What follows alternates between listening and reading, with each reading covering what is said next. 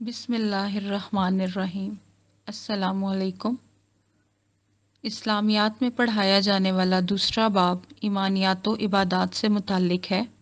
اس سے متعلقہ موضوعات سے پہلے بچوں کے لیے وضاحت ضروری ہے کہ ایمانیات کسے کہتے ہیں اور عبادات سے کیا مراد ہے۔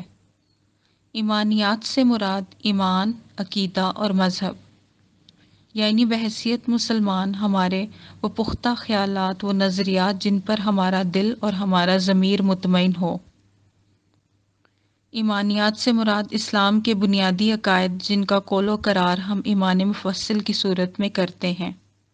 آمنت باللہ، اللہ پر ایمان، و ملائکتہ، فرشتوں پر ایمان، و کتبہ، آسمانی کتابوں پر ایمان، و رسلہ، انبیاء پر ایمان، والیوم الآخر، روز آخرت پر ایمان، والقدر خیرہ و شرہ، اچھی اور بری تقدیر پر ایمان، والبعث بعد الموت، اور موت کے بعد اٹھائے جانے پر یعنی زندہ کیے جانے پر ایمان۔ یہاں بچوں کے لیے ان بنیادی عقائد کو مختصراً دہرایا گیا ہے۔ انشاءاللہ میری کوشش اور خواہش ہے کہ آئندہ آنے والے دنوں میں ان عقائد کی الگ الگ وضاحت بھی کی جائے گی۔ عبادات، عبادت کی جمع جس کے لغوی معنی ہے خدا کی بندگی کرنا۔ اللہ تبارک و تعالی سورہ ذاریات میں فرماتا ہے، ہم نے جن و انس کو اپنی عبادت کے لیے پیدا فرمایا ہے۔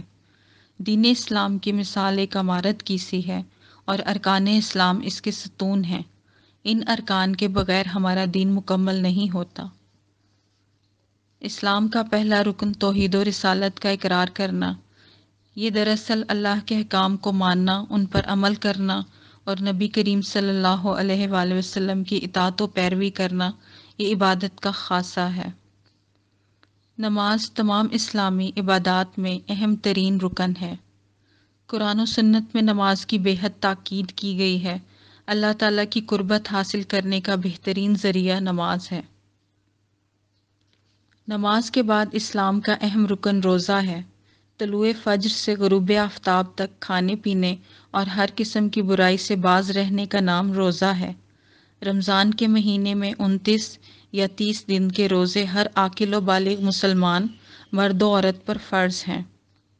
زکوٰۃ، زکوٰۃ مال کی مقررہ مقدار پر 2.5% زکوٰۃ سال میں ایک دفعہ ادا کرنا اللہ تعالیٰ نے ہر مالدار مسلمان پر فرض کیا ہے۔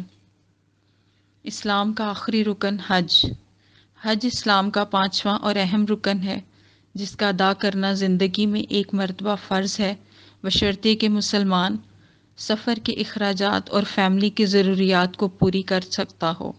یوں حج اسلام کا ایک اہم فریضہ اور عبادت ہے۔ بچوں، اس کے علاوہ ہمارا ہر وہ کام، ہر وہ عمل جو اچھی نیت کے ساتھ ہو، جس سے کسی دوسرے انسان کی مدد ہو، کسی کو فائدہ پہنچ رہا ہو، وہ عبادت میں شمار ہوتا ہے، اور اللہ تعالیٰ ہر عبادت اور اچھے کام کا اجر ضرور دیتا ہے۔